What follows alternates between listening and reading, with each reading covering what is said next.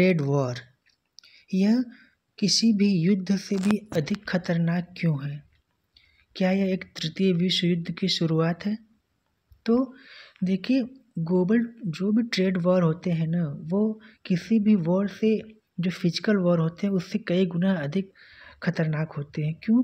क्योंकि जो physical war होता है उसमें आपको पता होता है कि किसको मारना है और कैसे मारना है, ठीक है। लेकिन जब ट्रेड वॉर होता है तो वो एक क्या होता है, वो एक इंटेलेक्चुअल वॉर हो जाती है, ठीक है। वहाँ पे आपको फिजिकली अवेलेबल ना होके आपको अपने इंटेलेक्चुअल से अपने आप को बचाते हुए आपको अपने पास जो आपकी कैपेसिटी है, प्रोडक्शन कैपेसिटी है, उसको यूटिलाइज करते हुए आपको वॉर लड़नी पड़ती है, राइट। तो ग्लोबल ट्रेड वॉर जो अभी चल रहा है कई दिनों से, कभी अमेरिका ने जिसकी शुरुआत की थी, कभी वो अमेरिका चाइना पे लगाता है, तो कभी चाइना अमेरिका पे लगाता है, तो कभी अमेरिका इंडिया पे लगाता है। लेकिन इंडिया का कोई अभी इस पर कोई ख़ास तवज्जो अभी इस ट्रेड वॉर को नहीं दे रहा है। इंडियन के जो जो भी पॉलिसी मेकर्स हैं अभी इस पर कोई अपना कमेंट्री जारी नहीं किए हुए हैं। तो जो एक ग्लोबल ट्रेड वॉर है, हम ये समझने की कोशिश करते हैं कि इस ग्लोबल ट्रेड वॉर का इंडिया पे क्या इम्पैक्ट पड़ेगा, ठीक है। हमारी 3.5 ट्रिलियन की इकॉनमी है। चाइना की देखिएगा तो लगभग 10 ट्रिलियन के आसपास की इकॉनमी है। अमेरिका यूएस को देखिएगा लगभग 30 ट्रिलियन की इकॉनमी है। तो इस ग्लोबल ट्रेड वॉर की शुरुआत अमेरिका ने की है, जिसकी 30 ट्रिलियन की इकॉनमी है, 30 ट्रिलियन की इकॉनमी है, और इंडिया के 3.5 ट्रिलियन की इकॉनमी है। तो इस ट्रेड वॉर में एक 3.5 ट्रिलियन की इकॉनमी वाला 30 ट्रिलियन की इकॉनमी के आगे कैसे टिकेगा? सबसे बड़ा प्रश्न ये है कि भारत की कूटनीति क्या होनी चाहिए इस ट्रेड वॉर को लेके। हम सब समझने की कोशिश करेंगे इस वीडियो में, बस आप अंत तक बने रहिएगा। तो फिर एजुकेशन विद संतोष में चलिए हम अपना आज का ये वीडियो शुरू करते हैं। और आज का ये वीडियो हमें एक पूरा ब्रॉडर लेवल में बताने की कोशिश करेगा कि ये ट्रेड वॉर क्या है, क्यों हो रहे हैं, और भारत इनसे कैसे बच के निकल सकता है, या भारत पे इसका क्या प्रभाव पड़ेगा। तो देखिए, ग्लोबल ट्रेड वॉर जो चल रहा है इसकी शुरुआत होती है टैरिफ से। तो सबसे पहले हम ये समझने की कोशिश करते हैं कि टैरिफ होता क्या है। तो देखिए, टैरिफ क्या होता है। टैरिफ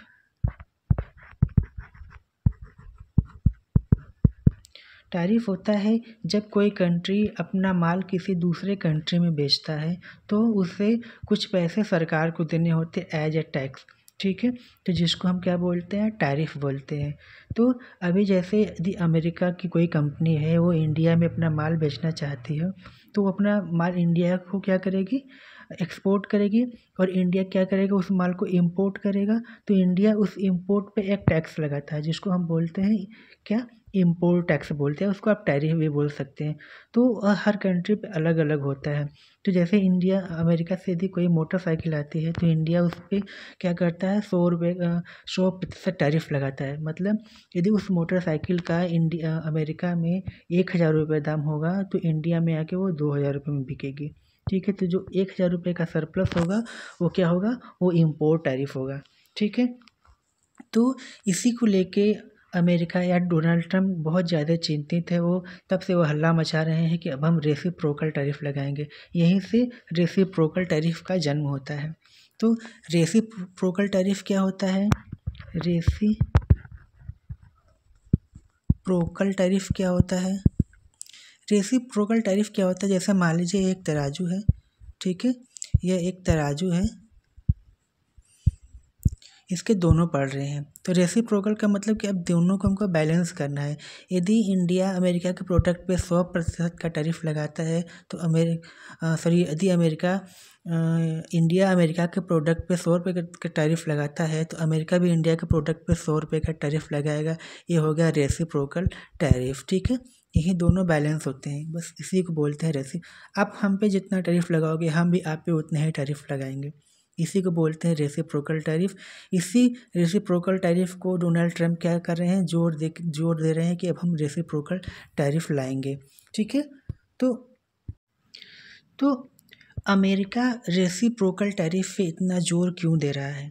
तो देखिए, इसको जानने के लिए हम आपको अभी एक चीज़ दिखा रहे हैं कि पहले हम ये देख लेते हैं कि भारत का अमेरिका के साथ क्या ट्रेड सरप्लस चल रहा है। तो देखिए अमेरिका रेसिप्रोकल टैरिफ पे जोर क्यों दे रहा है। यदि आप इस स्लाइड को देखें तो अमेरिका के साथ व्यापार भारत के लिए फ़ायदे का सौदा। क्यों? क्योंकि 2021-22 से यदि आप देखें और rather than 19-20 से आप देखें तो 23-24 तक भारत ने हमेशा ट्रेड बैलेंस पॉजिटिव रहा है भारत के लिए, राइट। आप देखिए 23-24 में लगभग 3 लाख करोड़ रुपए का फ़ायदा हुआ है इंडिया को अमेरिका से क्या करके ट्रेड करके। वहीं 22-23 में लगभग 2.4 2.86 का 21-22 में, लगभग 2 का 22-21 में और लगभग 1.5 का 19-20 में। तो ये सारे पॉजिटिव क्या रहे हैं भारत के लिए, इतने सारे ट्रेड पॉजिटिव रहे हैं। मतलब यदि 2023-24 में इंडिया ने अमेरिका के साथ ट्रेड किया है तो अमेरिका को 3.07 लाख करोड़ रुपए का क्या हुआ है, ट्रेड बैलेंस पॉजिटिव हुआ है। यदि ये ट्रेड बैलेंस इंडिया के लिए पॉजिटिव है तो जाहिर सी बात है इसका उल्टा क्या होगा, इसका उल्टा अमेरिका के लिए नेगेटिव होगा। मतलब इतने रुपए अमेरिका से बाहर गए हैं इंडिया को, राइट। ये इंडिया का हमारा ट्रेड बैलेंस का चार्ट है, ये हमको बता रहा है। और दूसरी चीज़ अमेरिका ऐसा क्यों कर रहा है, तो 2024 में अमेरिका ने जितने भी इंपोर्ट किए हैं उनमें से 40% इंपोर्ट सिर्फ 3 कंट्री से आए हैं। वो कौन कौन से कंट्री हैं? चीन, मैक्सिको और कनाडा। इन 3 कंट्री से अमेरिका को 40% का क्या हुआ है, इंपोर्ट हुआ है। जो अमेरिका चीज़ों को इंपोर्ट करता है उनका 40% सिर्फ वो इन 3 कंट्री से किया हुआ है। इसीलिए उसने ऑलरेडी कनाडा मैक्सिको पे 25% और चाइना पे एडिशनली 10% का टैक्स इम्पोज कर चुका है, राइट। और वहीं यदि आप 2024 का डेटा हमने बताया है आपको, ये 2024 का डेटा है। वहीं यदि आप 2023 का डेटा देखिएगा तो लगभग 30% क्या है, सिर्फ चाइना से इंपोर्ट किया है अमेरिका ने, और लगभग 14% के आसपास उसने किया है मैक्सिको से, और लगभग 20% के आसपास उसने किया है किससे, कनाडा के साथ किया है, राइट। तो इतने सारे जो अमेरिका से इंपोर्ट हो रहे हैं अदर कंट्री से, और ये सारे कंट्री क्या कर रहे हैं, अमेरिका पे हाई इंपोर्ट टैरिफ लगाते हैं। अमेरिका के जब वो माल बेचते हैं तो हाई टैरिफ पे बेचते हैं, जिससे अमेरिका को क्या होता है, अधिक टैक्स देना पड़ता है, या अमेरिका से अधिक पैसे अमेरिका से आउटफ्लो होते हैं, जिससे अमेरिका का डेप्ट बढ़ता जा रहा है। यदि रेसिप्रोकल टैरिफ अमेरिका लगाता है तो अमेरिका का जो डेप्ट होगा वो कम होगा और अमेरिका की मैन्युफैक्चरिंग बढ़ेगी। यदि अमेरिका की मैन्युफैक्चरिंग बढ़ेगी तो वहाँ पे रोज़गार होंगे, यदि वहाँ पे रोज़गार होंगे तो वहाँ की क्या होगा, इकॉनमी स्ट्रांग होगी। यही सब कारणों की वजह से अमेरिका क्या रेसिप्रोकल टैरिफ पे जोर दे रहा है, राइट। अच्छा देखिए हमने क्या किया हुआ है, हमने बहुत ज़्यादा टैरिफ इम्पोज करके रखा हुआ है अमेरिका के ऊपर, ठीक है। तो इससे अमेरिका को क्या नुकसान होने वाला है, तो सबसे पहले नुकसान ये होने वाला है कि अमेरिकी प्रोडक्ट वो भारत में क्या होते हैं, महंगे होते हैं। तो जब भारत में वो महंगे होते हैं तो उनको उचित मार्केट शेयर नहीं मिल पाता है, ठीक है। जब उचित मार्केट शेयर नहीं मिल पाता है तो कंपनियों को यहाँ पे माल बेचने में क्या होती है, कठिनाई होती है, राइट। ठीक है, वैसे भी हमारी क्या है, हमारी परचेसिंग पावर काफ़ी कम है। तो जो अमेरिकन प्रोडक्ट आते हैं यदि वो ऑलरेडी और महंगे होंगे तो उनको कोई ख़रीदेगा नहीं। जब अमेरिकी प्रोडक्ट को कोई ख़रीदेगा नहीं तो इससे क्या होगा, हम अमेरिका का क्या होगा, व्यापार, ठीक है, वहाँ की कंपनियों को प्रॉफिट नहीं होगा, जिससे अमेरिकी इकॉनमी सुस्त हो जाएगी। और जब उनकी इकॉनमी सुस्त हो जाएगी तो वहाँ पे क्या होगा, अनएम्प्लॉयमेंट और उनकी इकॉनमी क्या रिसेशन में जा सकती है। तो जिसकी वजह से अब अमेरिका को क्या रेसिप्रोकल टैरिफ लाना उनकी मजबूरी हो गई है। अच्छा अब इस स्लाइड में आप ये देख सकते हैं कि हम ऐसी कौन सी चीज़ें हैं जो अमेरिका को बेचते हैं मैक्सिमम, लेकिन उस पर अमेरिका कोई टैक्स नहीं लेता है हमसे। जैसे हम पेट्रोलियम पदार्थ बेचते हैं वहाँ पे, ठीक है, हम पेट्रोलियम पदार्थ पे अमेरिका कितना टैरिफ लगता है, ऑलमोस्ट 0, ठीक है। दवाइयों पे ऑलमोस्ट 0, टेलीकॉम पे 0, मोती और महंगे पत्थर पे 0, मशीनरी पे 0। ये सब आइटम से पे क्या करता है अमेरिका, हमसे कोई इम्पोर्ट टैक्स हमसे नहीं लेता है। तो ये सब हमको लगभग फ्री में अमेरिका के मार्केट में बेचने को मिलता है। तो अगर इंडिया पे टैक्स लगते हैं तो अमेरिका को मजबूरन सब पे यदि इम्पोर्ट टैक्स लगाना पड़ता है तो इंडिया से ये सब चीज़ें क्या हो जाएंगी, अमेरिका में महंगी हो जाएंगी। तो इन चीज़ों का हो सकता है अमेरिका में डिमांड कम हो, फिर इंडिया को एक नया चैलेंज फेस करने को मिल सकता है। अब हम देखते हैं कि जो रेसिप्रोकल टैरिफ है उससे भारत पे क्या फ़र्क पड़ेगा, ठीक है, हमारे इकोनॉमी पे क्या फ़र्क पड़ेगा, इंडिया को क्या फ़र्क पड़ेगा। तो सबसे पहली चीज़ तो हम देखेंगे, पहली चीज़ क्या देखेंगे कि हमारा जो एक्सपोर्ट महंगा होगा, ठीक है, अमेरिका में sorry for my bad writing but आप समझिएगा। अब अमेरिका में क्या होगा, अगर जैसे अभी हम पेट्रोलियम पे 0% का टैक्स लेते हैं, राइट, पेट्रोलियम पे 0% का टैक्स लेते हैं और लेता है अमेरिका हमसे। अब यदि अमेरिका इससे बढ़ा के मान लीजिए यदि वो 20% कर देता है, ठीक है, तब हमारा पेट्रोलियम पदार्थ क्या होगा, अमेरिका में 20% से महंगा हो जाएगा, ठीक है। तो इससे हमारा क्या हो जाएगा, एक्सपोर्ट अमेरिका में महंगा हो जाएगा। और जब अमेरिकी बाज़ार में हमारी सामान महंगी हो जाएंगी तो हो सकती है कि थोड़ी बहुत सामान कम बिके या ना भी बिके। तो ये इंडिया का सबसे बड़ा चैलेंज फेस करने को मिलेगा कि अभी जिन चीज़ों को हम कम दाम में बेच रहे हैं, जब रेसिप्रोकल टैरिफ लगेगा तो वही प्रोडक्ट अब अमेरिका में महंगे बिकेंगे, जिससे उनकी डिमांड कम हो सकती है, ठीक है। जब ऐसा होगा तो दूसरा बड़ा कारण भारत को फेस करने को मिलेगा कि जो अभी हमने स्लाइड में देखा था कि हमारा ट्रेड सरप्लस पॉजिटिव चल रहा था, 3 लाख करोड़ का, 2 लाख करोड़ का हर फिजिकल ईयर फाइनेंशियल ईयर पर बढ़ रहा था, वह ट्रेड प्लस पॉजिटिव ना होकर अब हो सकता है वो नेगेटिव हो सकता है, ठीक है। तो इससे दूसरा बड़ा हमको लॉस क्या होगा कि हमारा जो ट्रेड सरप्लस था अब वो नेगेटिव हो सकता है, ठीक है। और तीसरा क्या होगा, अब यदि मजबूरी में अमेरिका ने यदि इंडिया पे क्या किया कि रेसिप्रोकल टैरिफ लगा दिया, तो इंडिया को इससे बचने के लिए इंडिया को अपना इम्पोर्ट क्या करना पड़ेगा, इम्पोर्ट टैक्स कम करना पड़ेगा, ठीक है। जो हम अमेरिका से इम्पोर्ट करते हैं, आयात करते हैं, उस पर टैक्स कम करना पड़ेगा, ठीक है, टैक्स को कम करना पड़ेगा। जब हम टैक्स कम करेंगे तो अमेरिकी प्रोडक्ट भारतीय बाजार में क्या हो जाएंगे, सस्ते हो जाएंगे, राइट। जब वो सस्ते होंगे तो क्या होगा कि उन चीज़ों का डिमांड बढ़ेगा। जब उन चीज़ों का डिमांड बढ़ेगा तो हमें उन चीज़ों को मैक्सिमम आयात करना पड़ेगा। जब मैक्सिमम आयात करना पड़ेगा तो उसके लिए हमारा क्या हो जाएगा, आयात बढ़ जाएगा। तीसरा सबसे बड़ा लॉस ये होगा कि इंडिया यदि रेसिप्रोकल टैरिफ से बचना चाहता है तो उसे अमेरिकी प्रोडक्ट पर इम्पोर्ट ड्यूटी कम करनी पड़ेगी। जब इम्पोर्ट ड्यूटी कम करेगा तो अमेरिकी सामान का डिमांड बढ़ जाएगी और चीज़ों का आयात भी बढ़ जाएगा, राइट। ये तीसरी चैलेंजेस हमें फेस करने को मिलेंगी। और चौथा क्या होगा, चौथा इसी से रिलेटेड है, जब इम्पोर्ट बढ़ जाएगा, आयात बढ़ जाएगा तो हमें क्या करना पड़ेगा, हमें मैक्सिमम हमारा जो रुपये की वैल्यू है, जैसे वो अभी 87 के आसपास चल रही है, फिर वो उसकी वैल्यू और गिरती हुई नज़र आएगी। जब इंपोर्ट बढ़ जाएगा तो डॉलर का डिमांड बढ़ेगा, डॉलर का डिमांड जब बढ़ेगा तो हमारे रुपये की वैल्यू गिर जाएगी। तो शायद ये जो 87 दिख रहा है वो हो सकता है वो 100 के आसपास चला जाए, तो हमारे रुपये की वैल्यू गिर सकती है। रेसिप्रोकल टैरिफ का ये सबसे बड़ा लॉस जो अभी करंटली प्रेजेंटली हमें दिख रहा है, ठीक है। तो ये सब चीज़ें हैं जिन्हें हमें कंसिडर करनी चाहिए। और एक मोटा मोटी यदि हम देखें तो भारत को लगभग 65,000 करोड़ रुपए का सालाना लॉस होने वाला है इस रेसिप्रोकल टैरिफ की वजह से, ठीक है। तो इन चीज़ों से हमें निपटना होगा। और जैसा कि अभी प्लान चल रहा है कि भारत रेसिप्रोकल टैरिफ, अमेरिका के रेसिप्रोकल टैरिफ की वजह से कुछ सामानें को लगभग जो 30 सामानों का लिस्ट है उन पे इम्पोर्ट टैक्स कम कर सकता है, ठीक है। उन सामानों में क्या, इलेक्ट्रिकल सामान हो गए, मोटरसाइकिल्स हो गए, कपड़े हो गए और केमिकल्स वगैरह हो गए, वेपन्स वगैरह हो गए, इन सब चीज़ों पे हो सकता है वो इम्पोर्ट कम कर सकता है, राइट।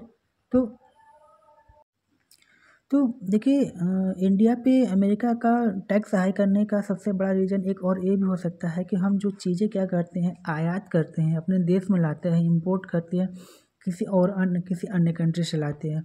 और अमेरिका को हम सबसे अधिक उस क्या करते हैं, सेल करते हैं, मतलब खरीदते किसी और देश से हैं और बेचते किसी और देश को हैं। ठीक है, तो इस पर भी अमेरिका की नज़र है कि किसी और से खरीद के हमको बेच रहा है और हमसे अधिक टैरिफ ले रहा है, इसलिए वो भारत का भी बार बार नाम ले रहे हैं। आप इस स्लाइड में देख सकते हैं कि हम जिनसे भारत सबसे ज़्यादा माल खरीदता है, किनसे खरीदता है, इंपोर्ट करता है, चीन से लगभग 7 लाख करोड़ रुपए का, रूस से लगभग 4 लाख करोड़ का, यूएई से 4 का, अमेरिका से सिर्फ 2.93 का, 3 लाख डॉलर 3 लाख करोड़ का क्या करता है वो अमेरिका से खरीदता है। और सबसे किससे खरीदता है, चाइना से खरीदता है। अच्छा देखिए, अब हमें बेचता कहाँ पे है, बेचने के लिए देखिए जिसको माल बेचता है, एक्सपोर्ट करता है, आप देखिए खरीदता अमेरिका से कम है, बेचता अमेरिका को सबसे अधिक है। देखिए बेचता अमेरिका को सबसे अधिक है। ठीक है, तो अमेरिका की भी नज़र इस पर बनी हुई है कि हमसे कम खरीदता है और हमसे अधिक बेचता है, हमको अधिक बेचता है, मतलब कि उसका ट्रेड सरप्लस है। इसके जब रेसिप्रोकल टैरिफ लग जाएगा तो जो ये माल आप देख रहे हो इस ये फिगर में आपको बदलाव हो जाएगा। और सबसे फिर उसके बाद सबसे अधिक किसको बेचता है, एक्सपोर्ट करता है, यूएई को, नीदरलैंड को, यूके को, चीन को। देखिए मात्र 0 मतलब 1% से भी कम हम चीन को चीज़ें क्या करते हैं, निर्यात करते हैं। चीन में हमारी सामानें बिकती हैं, वो सिर्फ 1% से कम है, जबकि हम लगभग 7% क्या करते हैं, चीन से खरीदते हैं। तो ये देखिए कितना बड़ा क्या है, ट्रेड नेगेटिव है हमारे लिए चाइना से। ठीक है, तो ये सब ट्रेड वॉर में भारत कैसे एग्जिस्ट करेगा, ट्रेड वॉर को भारत कैसे झेल सकता है, ये सब आंकड़े हैं जिन पे अपनी फोकस करने की ज़रूरत है। अब यदि हम इसको समराइज करें तो भारत इन चीज़ों से कैसे बच सकता है। ठीक है, अमेरिका के इस ट्रेड वॉर से भारत कैसे बच सकता है, अमेरिका के हाई रेसिप्रोकल टैरिफ से कैसे बच सकता है। इन सब चीज़ों को जानने के लिए देखिए हमें सबसे पहले क्या करना पड़ेगा कि जो इंडियन प्रोडक्ट्स हैं ना, उनकी क्वालिटी बढ़ानी होगी। हमारा 2 नेगेटिव चीज़ें, पहला क्या है कि हमारी क्वालिटी सही नहीं है, हमारी क्वालिटी सही नहीं है और कॉस्ट ऑफ प्रोडक्शन जो है वो बहुत क्या है, अधिक है। तो हमें अपने इंडियन प्रोडक्ट्स की क्वालिटी इम्प्रूव करनी होगी और कॉस्ट ऑफ प्रोडक्शन को कम करना पड़ेगा। ठीक है, तभी हम इस इस ट्रेड वॉर में हम एग्जिस्ट कर पाएंगे, अदरवाइज तो फिर थोड़ा सा इसको झेलना मुश्किल है। और दूसरा क्या करना पड़ेगा, दूसरा कि हमें अमेरिका का अल्टरनेटिव ढूंढना पड़ेगा टू एक्सपोर्ट। जैसे कि हम देख रहे हैं कि अमेरिका को हम माल क्या करें, लगभग 5 ठीक है मैक्सिमम 5% के आसपास हम 5 लाख करोड़ का हम माल बेच रहे हैं अमेरिका को। तो जब टैक्स इम्पोज्ड हो जाएगा इंडिया पे तो क्या होगा, इसमें फिगर में बदलाव होगा। तो इस फिगर के हो सकता है कि ये 2 करोड़ का हो जाए, तो ये 3 करोड़ का जो लॉस होगा इसका अल्टरनेटिव किसी अन्य कंट्री को हमें सेल करना पड़ेगा। तो हमें अमेरिका का अल्टरनेटिव ढूंढना पड़ेगा जहाँ पर हम चीज़ों को एक्सपोर्ट कर सकते हो। ये दूसरा हमारा सोल्यूशन हो सकता है इस ट्रेड वॉर से बचने के लिए। ठीक है, पहला क्या था कि हमें क्वालिटी और कॉस्ट ऑफ प्रोडक्शन में करना पड़ेगा, क्योंकि क्वालिटी बढ़ानी होगी, कॉस्ट ऑफ प्रोडक्शन कम करना पड़ेगा, जिससे कि चीज़ें सस्ती भी बाहर में हम एक्सपोर्ट कर सकें। और दूसरा हमें अमेरिका का अल्टरनेटिव खुद ढूंढना होगा, जो बहुत ही मोस्ट इम्पोर्टेंट चीज़ है कि हम अल्टरनेटिव मतलब जिनको यदि हम अमेरिका को नहीं बेच पा रहे हैं तो हम उस चीज़ को किसी और कंट्री को बेचें, राइट। और तीसरा सबसे बड़ा तरीका क्या है इस ट्रेड वॉर से बचने के लिए या अमेरिका के रेसिप्रोकल टैरिफ से बचने के लिए, हमें कस्टमाइज प्रोडक्ट बनाने चाहिए। कस्टमाइज प्रोडक्ट बनाने का मतलब है कि उन चीज़ों को हम बनाएं, ठीक है, उन मटेरियल्स को बनाएं, उन पदार्थ को बनाएं, ठीक है, उन चीज़ों को हम बनाएं जो अमेरिका में यदि टैक्स इम्पोज भी हो जाता है फिर भी लोग बड़े दामों पे खरीद सकें उसको। ठीक है, वहाँ के कस्टमर्स प्रेफरेंस को हमको जानना होगा और हमें उसके अकॉर्डिंग एक customise low cost of production और हाई क्वालिटी का कस्टमाइज प्रोडक्ट बनाना होगा कि अमेरिका यदि टैक्स बढ़ाता भी है फिर भी वहाँ के लोग मजबूरी में उसको परचेज करें। ठीक है, तो हमें कस्टमाइज प्रोडक्शन पर भी ध्यान देना होगा। तो ये सब 3 सोल्यूशन हमें नज़र आए हैं जो कि हमें इस ट्रेड वॉर से बचा सकते हैं और अमेरिका के हाई रेसिप्रोकल टैरिफ से भी हम बच सकते हैं। ठीक है, तो उम्मीद है कि ये वीडियो आपको अच्छी लगी होगी और वीडियो कैसा लगा आप कमेंट में ज़रूर बताइएगा। और अब थोड़ी सी बातें कर लेते हैं अपने मार्केट की कि आज मार्केट कैसा परफॉर्म किया, कल कैसा परफॉर्म कर सकता है। तो चलिए हम अपना निफ्टी का चार्ट ओपन करते हैं, फिर अपना डिस्कशन शुरू करते हैं। तो देखिए कल के वीडियो में हमने बताया था आपको कि ये देखिए कल के क्लोजिंग कैंडल है, ठीक है। एक सेकेंड, हाँ ये कल की क्लोजिंग कैंडल है और हमने बोला था कि क्लोजिंग कैंडल बहुत ही स्ट्रॉन्ग बायर्स के मूवमेंट को दर्शा रही है। तो हो सकता है कि कल हमें बाइंग मूव देखने को मिल सके। और बाइंग मूव तो हमें देखिए अभी मार्केट लाइव चल रहा है, तो आप देखिए मार्केट अच्छा खासा गैप अप ओपन हुआ, ठीक है। और कल के वीडियो में हमने ये भी बताया था कि मार्केट जो है वो 22,500 के लेवल को आप देखिए, तो 22,500 के लेवल को हम इसको इधर कर देते हैं, हाँ 22,500 हमने कल क्या बताया था, 22,500 और 22,600 के मार्केट इस बीच में सस्टेन कर सकता है। तो मार्केट गैप अप ओपन हुआ कहाँ पे, 22,500 पे, ठीक है। तो ये सब एनालिसिस होती है जब मार्केट में आप टाइम देते हो, तो आपको समझ में आती है कि मार्केट कैसे परफॉर्म कर सकती है, और यही सब जजमेंट होना भी चाहिए, ठीक है। तो ये कोई लक या तुक्का नहीं था, ये अच्छी एनालिसिस थी, जो कि एनालिसिस यदि आप सही करोगे, मेहनत से करोगे तो सक्सेस होती ही होती है। तो मार्केट ने क्या किया, 22,500 के लेवल को टेस्ट कर लिया, ठीक है। और अभी मार्केट क्या कर रहा है, मार्केट में प्रीमियम्स नहीं है। कल भी हमने बताया था कि मार्केट में प्रीमियम जाते हैं, तो मार्केट पूरी उम्मीद है कि साइड वेज होगा। और जब मार्केट अब दिखेगा तो 10 बजे के आसपास में हमने कहीं पे अभी अपने एक्स पे पोस्ट किया था कि हमारा मार्केट का मोमेंटम बुलिश लग रहा है। यहीं कहीं पे हमने डाला था पोस्ट पे, आप मेरे एक्स पे जाके देख सकते हैं कि यहीं कहीं पे हमने डाला था, हाँ rather इसी कैंडल पे डाला था कि मार्केट हमको यहाँ से बुलिश लगता है। और यहाँ से देखिए मार्केट ने लगभग 320 से 420 लगभग 100 पॉइंट का अच्छा खासा मूव हमको दिखाया। लेकिन इसमें बायर्स के पैसे नहीं बने होंगे। बायर्स के पैसे क्यों नहीं बने होंगे, क्योंकि आज एक्सपायरी है और थीटा डीके में सारे पैसे डीके में उनका पैसे चले गए होंगे। तो इसमें सेलर्स ने अच्छे पैसे बनाए होंगे, इसलिए उसमें हमने क्या डाला था, sideways to bullish movement हमने डाला था, ठीक है। तो ये मार्केट का आज का परफॉर्मेंस है, और मार्केट अब लगता है कि सारा दिन ऐसे ही करके बिता देगा, क्योंकि मार्केट में प्रीमियम्स बचे नहीं हैं। तो कल के लिए एनालिसिस क्या होगी, कल के लिए एनालिसिस के लिए